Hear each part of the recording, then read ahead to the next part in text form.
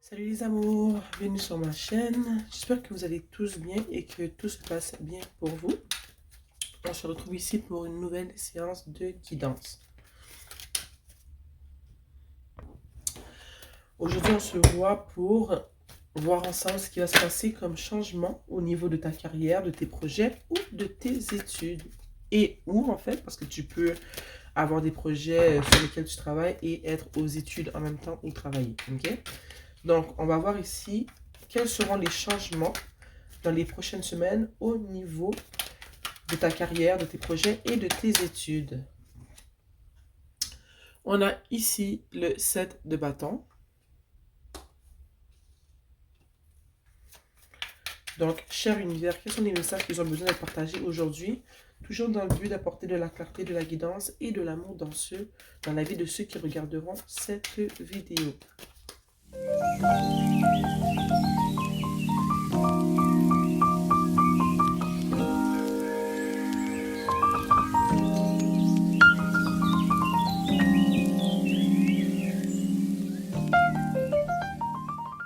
Et en dessous du tarot, on a le valet de bâton. Vous me donnez quelques secondes et je vous reviens. Je suis de retour. Rappelez-vous qu'en dessous du tarot, on avait ici le valet de bâton que je vais poser juste ici, ok? Bon. Ce que je vois ici une personne qui travaille vraiment fort, ok?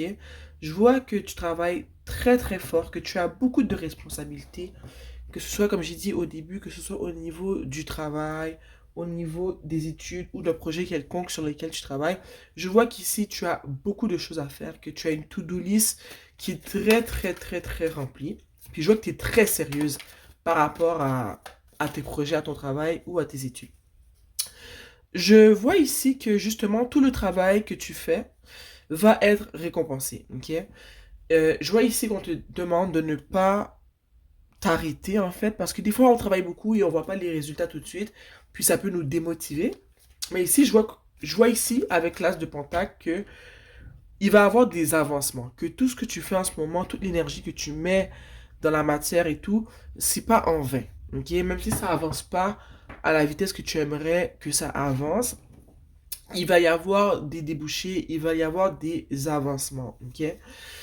Je vois aussi qu'on te demande de rester fort, comme je t'ai dit, de rester motivé parce que les changements n'arrivent pas tout de suite, tu ne les vois pas tout de suite, mais ils sont là, ils arrivent. On te demande de ne pas te démotiver, de rester forte et de continuer à travailler très fort, ok?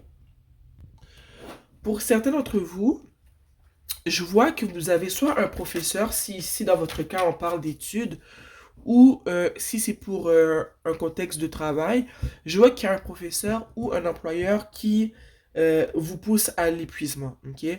Je vois qu'ici, on a un employeur peut-être qui te donne plus de tâches que tu devrais accepter, qui un peu abuse de toi d'une certaine manière, qui abuse un peu de ta gentillesse. Ou si c'est au niveau des études, ben, j'ai un professeur qui fait son travail, mais il y a des professeurs qui sont un peu plus intenses que d'autres. Ben, celui-là, il niaise pas. Depuis la première semaine, ils vous donnent déjà des gros examens, des gros travaux à faire. Donc, je vois ici que ça crée de l'épuisement, que tu vois pas la lumière au bout du tunnel. Pour ceux que ici c'est pas question de travaux, que c'est plus une question de travail, d'un employeur qui te donne des tâches qui ne font pas partie des tâches qui sont en lien avec ta profession, je vois ici que c'est de l'abus. Et je vois que cette personne-là, cet employeur-là, sait très bien qu'est-ce qu'elle fait. C'est pas obligé d'être ton employeur. Ça peut être aussi la personne qui a le poste qui est juste au-dessus de toi au niveau hiérarchique. Si tu es au service à la clientèle, on va dire un exemple, ça peut être le manager du magasin. Ok? Donc, je vois qu'il te donne plus de tâches que nécessaire, au fond. Il se délaisse un peu de ses tâches à lui ou de ses tâches à elle. Donc, toi, ça fait en sorte que tu es épuisé. Comme j'ai dit, tu ne vois pas la lumière au bout du tunnel. Et ici, je vois qu'on te demande ici de parler. Ok, de ne pas rester là à ne rien dire, à te laisser abuser de la sorte, parce qu'après ça, toi, très épuisé, puis tu n'arrives pas à investir ton énergie euh, autre part, parce que tu en as plus d'énergie, on te donne des tâches qui sont hors des tâches qui sont liées avec ta profession, ok? Donc ici, je vois qu'on te dit ici de parler, parce que si tu restes en silence, ça va pas aller de mieux en mieux, ok? Cette personne-là va continuer à abuser de ta gentillesse, cette personne-là va continuer à abuser du fait que tu ne dis rien et que tu laisses le tout aller. Pendant ce temps-là, toi, tu es épuisé. Puis si tu ne dis rien, je vois qu'il y a possibilité que tu fasses un burn-out au fond, ok? Je vois ici que pour certains d'entre vous, bien sûr, c'est pas pour tout le monde, hein, on n'oublie pas que c'est une guidance générale, mais je vois qu'il y a des personnes ici qui ont des enfants, ok? Tu as peut-être trois enfants, pour certains d'entre vous, vous en avez trois, d'autres deux, d'autres seulement un, ok? Je vois que l'amour que tu as pour tes enfants est un amour qui est vraiment hors du commun, mais comme toute maman devrait aimer ses enfants, en fait. Je vois que tu aimes tes enfants énormément, ok? Mais je vois aussi pour certains d'entre vous que euh, l'autre parent n'est pas aussi autant investi que vous dans, comment dire, dans... Au fond, il y a un parent qui n'est pas vous, qui est moins investi dans tout ce qui est en lien avec les enfants, ok? Donc, je vois ici que ça crée encore plus d'épuisement pour toi. Je vois que c'est un parent qui prend moins ses responsabilités juste parce que vous êtes séparés. Ok, ça c'est un message vraiment très précis, donc ça s'adresse pas à tout le monde. Ok. Je vois ici que justement plutôt, tu sais, quand je t'ai dit que tu as beaucoup t'as un poids qui est assez lourd sur tes épaules, tu as beaucoup de tâches à faire en lien avec ton travail, tes projets ou tes études, ou peut-être même que c'est les trois ensemble, qui est une personne qui travaille à temps plein, qui a des projets sur le côté dans lesquels elle met du temps, mais aussi que tu es aux études. Je vois, comme j'ai dit plus tôt, que ce que tu fais n'est pas en vain. Et je t'ai dit qu'on te demande ici de ne pas être démotivé, de garder ta force et tout, de te dire que même si tu ne vois pas les résultats tout de suite, les résultats vont venir. Mais je vois aussi qu'on te demande de prendre soin de toi. Ok? Que oui, c'est vrai qu'on est on est épuisé, que notre 24 heures, il est plein au max, qu'on a plus, on n'a pas de temps à accorder à autre chose quand on a des enfants, on a la famille, on a un mari, on a le travail, on a nos projets, on a des études, on n'a pas le temps pour autre chose. Mais ici, je ressens le besoin de te dire, qu'on te dit, de quand même créer du temps pour prendre soin de toi.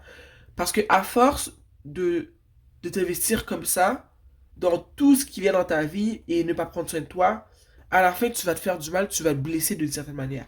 Tu pourrais te blesser physiquement comme tu pourrais te blesser mentalement. Ok? Donc ici, on me demande de te dire de prendre du temps pour justement prendre soin de toi, ok? Te faire masser une fois de temps en temps, si tu peux te le permettre.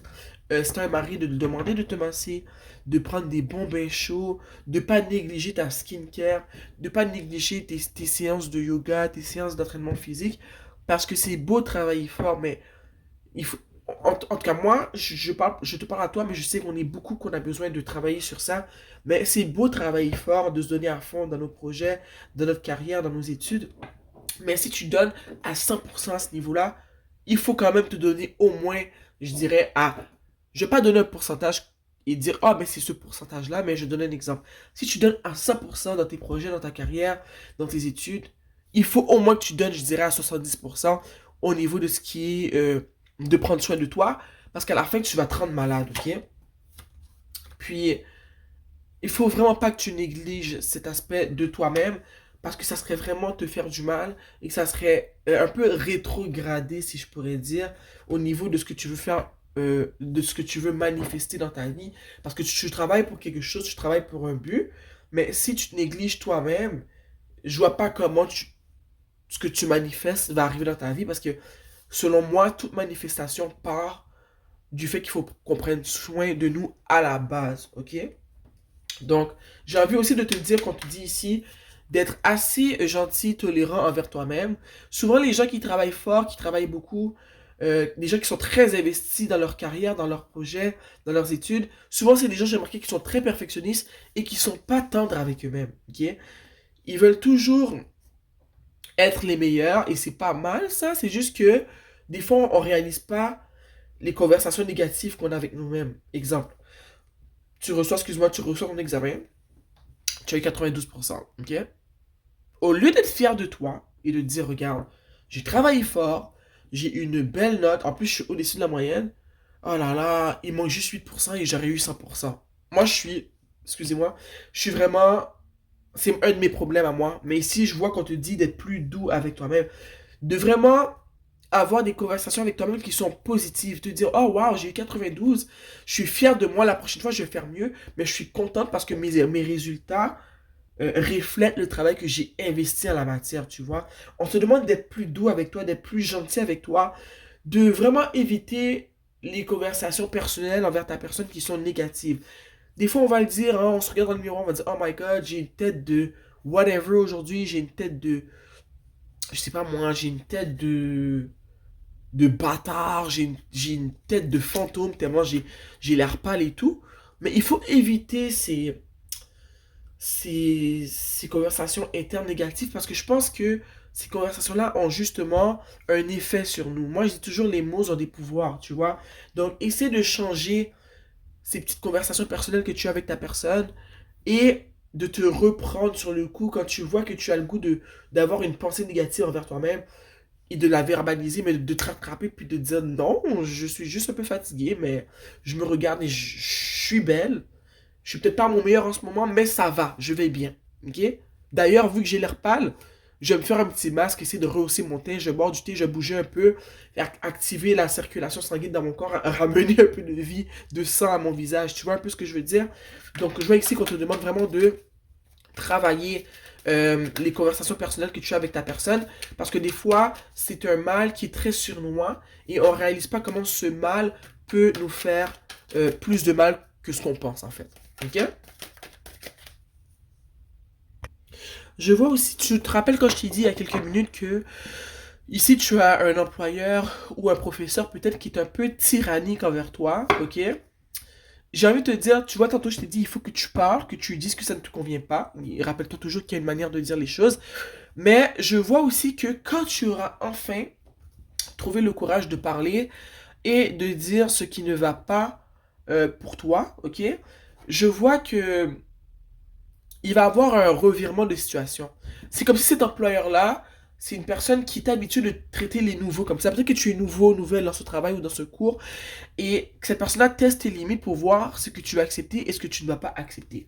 Je vois ici qu'en parlant, en mettant ton pied à terre et en faisant part à cette personne que tu n'aimes pas comment elle te traite, tu trouves que les tâches qu'elle te donne, justement, ne font pas partie des tâches qui étaient mentionnées quand tu as appliqué pour cet emploi. Mais je vois ici que il va y avoir un revirement de situation et peut-être même que ça va faire en sorte que cet employeur-là, je sais pas comment l'expliquer, mais c'est comme si que c'était un test et que cet employeur-là va te donner, non seulement la relation entre vous va changer, elle va s'améliorer, mais je vois que c'est comme un test pour voir si tu peux, si tu peux prendre une position qu'elle veut donner à une personne au travail. Je sais pas si tu vois ce que je veux dire. On va dire que cette personne-là est le directeur et qu'on cherche un directeur adjoint. Ok? Il va te, il va te traiter de cette manière-là pour te tester. Et si tu réussis à passer au-dessus de ta peur et de communiquer avec lui que tu n'aimes pas comment il te traite, avec tout le professionnalisme du monde, bien sûr, que justement les tâches qu'il te donne ne sont pas les tâches qui sont attitrées au poste pour lequel tu as appliqué, je vois que cette personne-là va peut-être même te féliciter et justement te donner le poste de directeur adjoint. Ça va te faire, au fond, grimper plus vite les échelons. Ok? C'est comme, au fond, une opportunité déguisée. Je vois aussi qu'au niveau, je dirais, d'un projet un projet dans lequel tu investis, je vois qu'il y a beaucoup de compétition. Donc, tu n'es pas la seule à faire ce que tu fais en ce moment. Il y a beaucoup de compétition. C'est pas mal qu'il y ait de la compétition. J'ai juste envie de te rappeler que te battre contre les autres, ça va t'amener à rien. Rappelle-toi que ta seule compétition, c'est toi-même. La seule personne que tu dois éblouir, c'est vraiment toi-même. Ok? Rappelle-toi toujours de ça. Ne rentre pas en compétition avec les autres parce que tu vas te faire plus de mal qu'autre chose et tu vas être prise dans un cercle de comparaison constant. Donc, il y a beaucoup de compétition, il y a des gens qui regardent ce que tu fais, Il y a des gens qui s'inspirent de ce que tu fais, puis c'est pas mal en tant que tel. Mais je vois qu'il y a de la compétition. Puis c'est peut-être même au travail aussi, je vois qu'il y a de la compétition. Puis ça me fait penser à ce que je t'ai dit par rapport à ton employeur ou le directeur, whatever, la personne qui est placée plus haut que toi au niveau de la hiérarchie. Ça se peut que ça crée de la jalousie, de la compétition quand tu vas avoir le poste de directeur adjoint, directrice adjoint. C'est pas obligé d'être un poste de directrice, directeur adjoint pour tout le monde. Vous comprenez ce que je veux dire? N'oubliez pas que c'est une guidance générale. Ce que je veux dire, c'est que quand tu auras passé le test et que cette personne va te dire, OK, tu vas avoir le poste qui est juste un peu plus haut que toi, parce que tu auras justement communiqué avec cette personne, avec tout le professionnalisme du monde, comme j'ai dit, ton mécontentement par rapport aux tâches qui te sont allouées, par rapport à la manière que tu es traité, eh bien, il y aura des gens qui vont te regarder de haut, il y a des gens qui vont être jaloux, et j'ai besoin ici de te dire de rester très professionnel, de ne pas te laisser toucher ou descendre par peut-être des commentaires qui vont être dits par certaines personnes, parce que ces personnes-là vont agir de la sorte parce qu'ils auraient voulu être dans ta position, mais malheureusement, ce n'est pas le cas pour eux, ok? Donc, je sens vraiment fortement qu'on te dit ici de toujours rester professionnel. Même si quelque chose n'est pas ton affaire, il y a toujours une manière de communiquer, une manière de s'expliquer, même quand on n'est pas content, surtout quand on est au travail, ok? Aux études aussi. Donc, c'est ça. Il y aura de la compétition, il il y aura de la jalousie. Tu vas ressentir que les gens vont te regarder de haut parce que justement, tu occuperas une position qu'ils auraient tous voulu occuper. Je sens que ces personnes-là sont des personnes qui ont accepté ce que cette personne-là, cet employeur-là, leur a fait vivre. Elles n'ont, ou ils n'ont jamais rien dit. Et toi, tu es la nouvelle, tu arrives et tout d'un coup, tu as le poste qui est au-dessus parce que tu t'es pas laissé faire. Non seulement tu t'es pas laissé faire, mais tu as su comment communiquer ton mécontentement. Ça, c'est magnifique. Je vois ici... Attends un instant. Non, je vais pas prendre celle-là. Parce que je regardais en dessous, mais attendez un instant. Je vois aussi que ce nouveau poste-là va te demander d'être très, très, je dirais constante, mais aussi très en contrôle de comment tu te sens. Parce que je sais qu'on va vouloir te tester pour te faire sortir de tes gonds, mais que tu dois vraiment toujours te rappeler, ok, je suis au travail, ok, je suis à l'école, il y a une manière que je dois m'exprimer. Je sais pas pourquoi ça ressort vraiment beaucoup, mais il va falloir que tu apprennes vraiment à t'exprimer avec éloquence, de bien parler, de faire valoir ce que tu as à dire, mais sans jamais laisser les gens te mettre hors de toi, ok? Je ressens aussi que il va falloir au travail ou à l'école, mais je sais que c'est vraiment plus au travail, que tu suives les protocoles. Assure-toi de vraiment prendre compte de la régie interne, des protocoles, des manières de faire, prendre connaissance des documents et tout. Parce que je sens que non seulement c'est très important que tu saches ces choses, c'est sûr, mais de ne pas te reposer le fait que, ah, ok, j'ai eu le poste, je suis contente, euh, j'ai une augmentation et tout, mais on te demande de ne pas t'arrêter là, de vraiment t'activer, de vraiment prendre connaissance euh, de ce qui se passe justement au niveau de toute la régie interne de cet emploi, de cette carrière que tu auras envisagée, cette offre d'emploi que tu auras eue. Parce que comme je t'ai dit, je sens vraiment qu'il y a des gens qui vont vouloir te faire couler pour avoir ta place, parce ils vont se dire que tu as eu la place trop facilement, ce qui n'est pas le cas, tu as juste été toi-même et tu t'es pas laissé faire. On te demande ici de vraiment suivre les protocoles, de ne pas te laisser aller si une personne te dit ah non, t'as pas besoin de remplir ce papier-là, ça va aller plus vite si tu le remplis pas. Ne l'écoute pas. Ok? Cette personne n'est pas ton ami. Rappelle-toi que ces gens ne sont pas tes amis, ce sont tes collègues de travail. Ok? Donc, suis bien les protocoles, suis les manières de faire qui ont été établies au niveau de cet emploi-là. Si c'est à l'école, c'est pareil. C'est bien d'être créatif, c'est bien d'apporter de soi dans un travail qui t'a été demandé, mais rappelle-toi qu'il y a une manière de faire qui est établie depuis longtemps et je te demande de suivre ce qui a été fait pour pouvoir réussir, que ce soit un examen, un travail que tu as à remettre et tout. Je vois ici on est vraiment axé sur suivre le protocole, suivre la manière de faire qui a été imposée, parce que si tu déroges trop, ben ça va pas le faire, ok? Ça va ramener des conséquences. Puis si c'est au niveau d'un projet, ici j'ai envie de te dire qu'on te demande de faire des recherches pour voir comment c'est fait. Comment c'est fait pour t'inspirer. Et de là, tu peux un peu modeler ton contenu. Mais de faire des recherches, je vois ici que ça va être pertinent pour toi. Donc là, je vais vous sortir une carte de la moonologie. Ok? Donc, chère source créatrice de ce monde, cher univers qui me guide et qui me protège depuis toujours, s'il vous plaît, un conseil pour les personnes qui vivent cette situation, pour les personnes qui regarderont cette vidéo.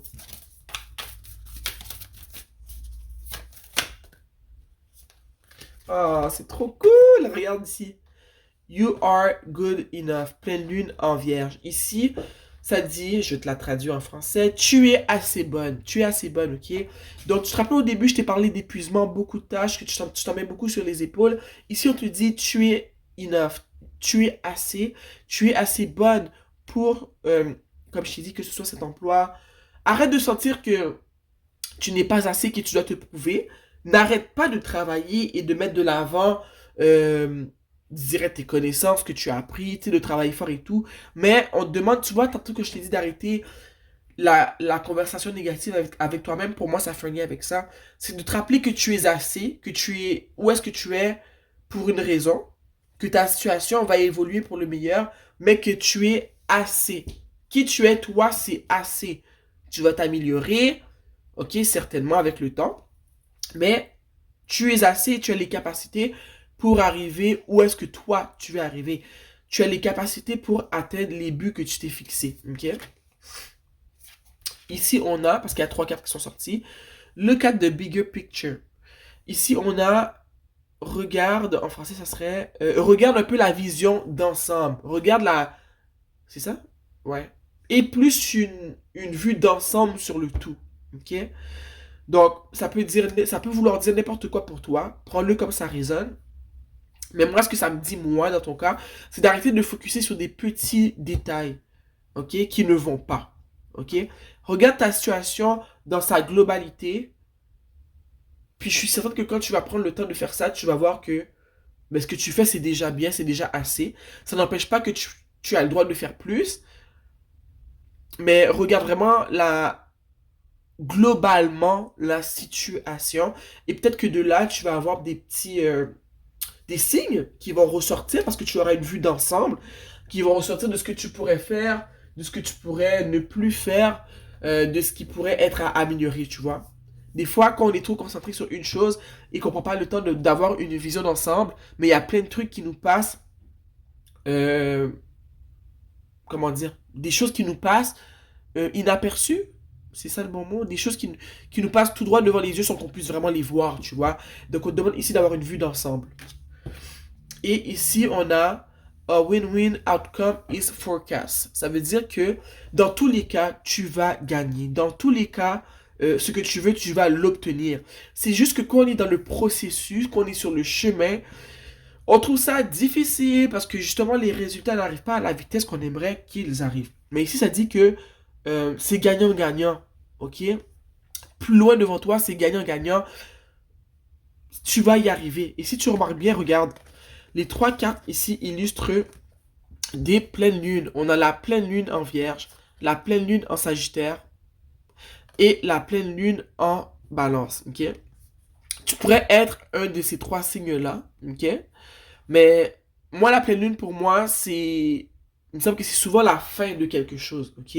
Donc moi, dans ta situation, pour moi, c'est la fin comment dire, de l'absence de résultats en lien avec l'effort que tu mets dans cette situation.